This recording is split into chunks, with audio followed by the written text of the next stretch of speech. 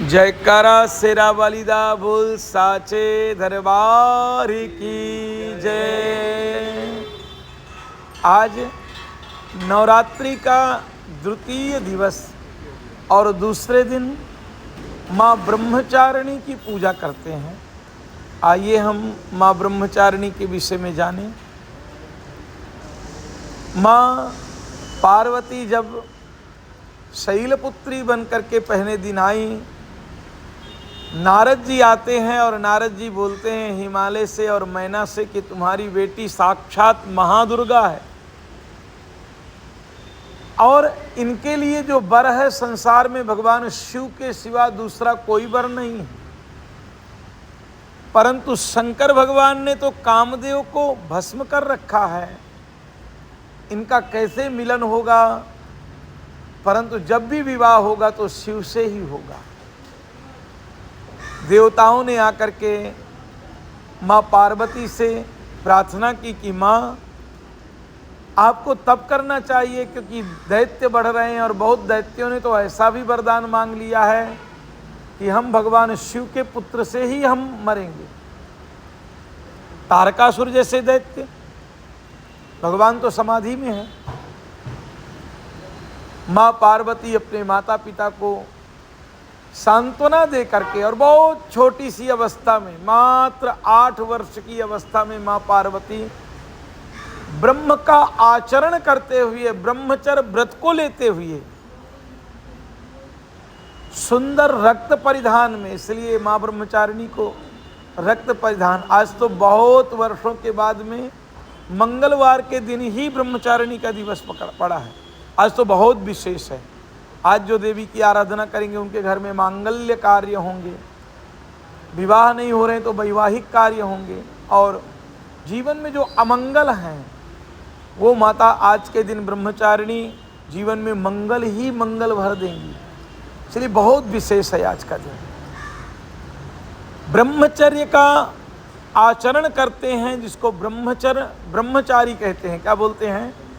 परंतु माँ ने यहाँ ब्रह्मचर्य का आचरण किया है और ब्रह्मचारिणी हुई है। अर्थात जिस साधना को पुरुषों के द्वारा किया जा सकता है उन्हीं साधनाओं को माता और बहनों के द्वारा भी किया जा सकता है, और बहुत उच्च कोटि से। ये हमें ये भी बताता है कि माँ, बहन, बेटियां वो भी इस साधना को प्राप्त कर सकती हैं। भगवान कहते हैं कि जब शिव जी स्वयं ब्रह्मचारिणी का इतना सुंदर वर्णन करते हैं कि माँ ने जब ब्रह्मचारिणी का रूप धारण किया और बड़े आनंद के साथ, बड़े प्रेम के साथ में भगवान शिव की आराधना करने लगी।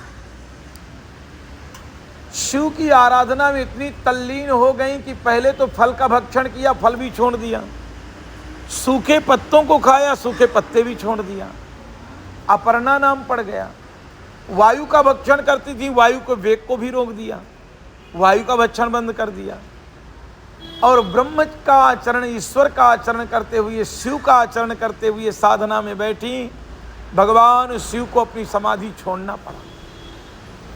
भगवान शिव पहुँचे और माँ ने मुस्कुरा करके कहा कि बाबा आप तो समाधिस्थ हो गए थे, आपने तो कामदेव को भी भस्म कर दिया था।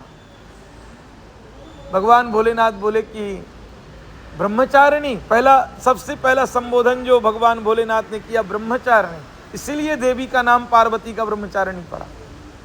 हे ब्रह्मचारिणी, तेरे आचरण से, तेरी तपस्या से इस संसार में मैं क्या, लाखों हजारों शिव भी तुम्हारे अधीन हो जाएंगे। भगवान भोलेनाथ ने बहुत प्रेम के साथ में बोला कि वरदान मांगो। तो माँ ब्रह्मचारिणी ने कहा कि प्रभु हम दोनों भिन्न नहीं हैं, शक्ति के दिन बिना पुरुष अधूरा है और पुरुष के बिन शक्ति अधूरी है। हम दोनों का जब तक मिलन नहीं होगा तब तक संसार का कल्याण नहीं होगा। इसलिए बाबा हमें आप एक साथ में मिलना होगा। मिलने के लिए हमें विवाह करना होगा। क्या करना होगा? विवाह का मतलब होता है एक्चुअल प्रेम पूर्वक एक दूसरे का संग। तो इसलिए हमें एक दूसरे का संग करना होगा, क्योंकि बच्चे त्राही त्राही कर रहे हैं, तारकासुर ने अत्याचार मचा रखा है। तो बाबा ने कहा कि इच्छा तो नहीं थी, क्योंकि जब तुम सती के रूप में छूटी मुझसे तभी मैंने प्रतिज्ञा कर लिया कि अब ये कार्य करना। पवन देवी, तुम्हारी तपस्या में वो ताकत है, तुम्हारे आचरण में वो ताकत है कि निश्चित मैं तुम्हारे साथ विवाह करूँगा। इसलिए आज दूसरा रूप देवी का ब्रह्मचारिणी है। माँ ब्रह्मचारिणी की आराधना हम जितने भाव से, जितने आनंद से करेंगे, हमारे जीवन में संस्कार पैदा होंगे। ब्रह्म का आचरण करना है हमें। क्या करना है? ब्रह्म का आचरण मतलब ईश्वर का आचरण। छोटे छोटे काम हैं। ब्रह्म मुहूर्त में जगना है। ब्रह्म मुहूर्त में जगने के बाद में योगा प्राणायाम करना है। स्नान आदि करने के बाद में देव आराधना करना है, और अपने आप को भी ईश्वर में मानते हुए, ब्रह्म में मानते हुए, ब्रह्म के आचरण में, ब्रह्म के ध्यान में, ब्रह्म के लय में लौलीन होना है। उसी को ब्रह्मचरण बोलते हैं। तो ये ब्रह्मचर्य का पालन हम करें, तभी हम देवी ब्रह्मचारिणी की आराधना कर सकते हैं। राम राम राम राम।